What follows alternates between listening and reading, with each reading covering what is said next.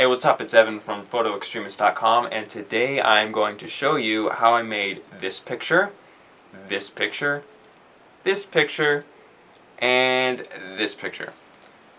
Now first you're going to need a little water dropper and a CD. Next, just spend a little time dropping each little drop on the CD. This only takes a second. Next thing you're going to want to do is put your camera on a tripod. You can put it on a regular tripod and just scoot it up right next to the table where the CD is, or you can get a tripod that extends over a table so you can get a direct overhead view. Now to illuminate my CD, I was using a mini mag light flashlight. This is so cool because you can adjust the beam and you can also take the cap off, which reveals the light bulb completely. So you can experiment with different types of lighting effects. And then I also got some colorful gels, and I'll leave a link to those down in the description if you want to pick them up.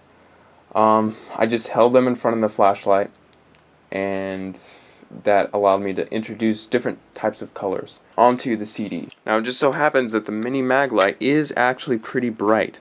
So what I had to do is get a little ND8 filter so I can put it on my lens and darken the picture. So it doesn't overexpose the picture and blast everything out to where it looks ugly. After I put that on, I used f11 or f16. Either one of those I was using most of the time. My ISO was on the lowest ISO possible, and my shutter speed was about anywhere from 3 seconds all the way up to 30 seconds. And I did even go into bulb mode, and I used my cable release. This allowed me to go over 30 seconds. And I did adjust my white balance as well. Sometimes I used incandescent, sometimes I used flash when I was using my flash. But if you leave it on auto, you can get good results. The white balance doesn't really matter too much. Okay, so now that we have the shutter speed to 10 or 30 seconds or something like that, whenever we take a picture, it's going to be taking the picture for 10 or 30 seconds. So we're going to move the flashlight around the CD and get it to as close to the table as you can. Now you can roll it around on the actual table, but sometimes when you do this, the water drops will kind of bump and jiggle, and that will cause the picture to go out of focus and not look perfectly sharp. And remember, I'm taking these pictures in a very, very dark room. This visual right here that you're seeing is just for demonstrations, so you can actually see what I was doing. And here are those colored gels I was talking about. Again, you can move them on top of the CD. You can go on the side of the CD. Try different angles, try different lengths, heights. Do what you need to do. Try it with the cap off. Try all different sorts of variations, different lights, different settings on your camera, different white balances. Just experiment. Now I'm going to be showing you just some more examples and more detailed explanations. So if you liked what you saw, keep watching. So this was one where I did the circular pattern.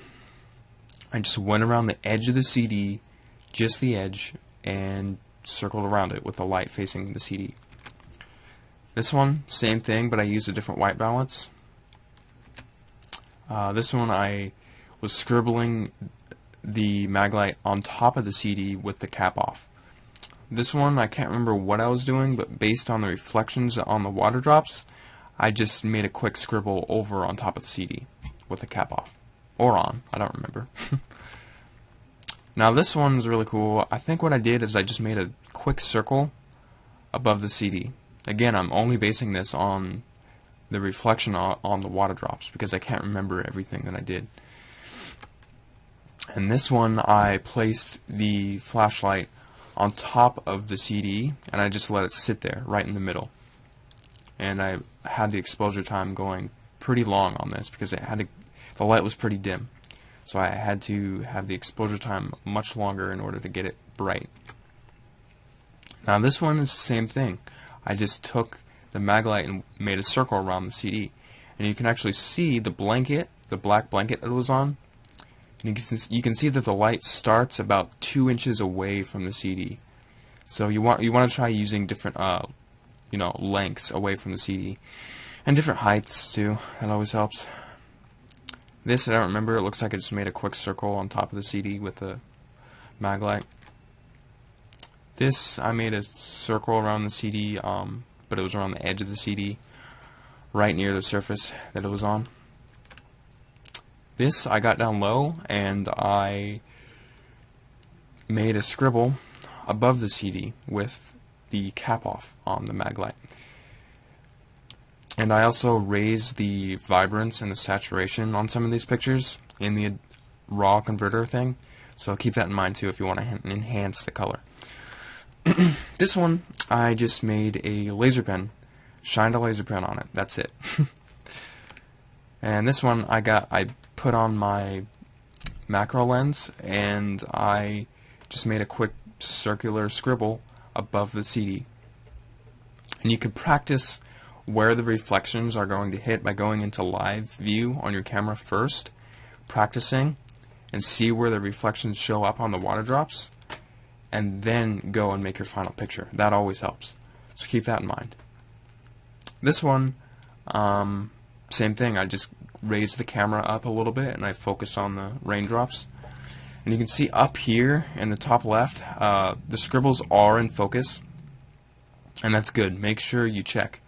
I should have got this big one right here down in the middle in focus, but I didn't because I was too rushed. So this one, I don't remember how I took it. I think I just took an external flash and just flashed it on it. Now this one is really cool. All I did was make a half circle with the mag light above the CD. Just one simplistic half circle, and then I turned it off, and that was it.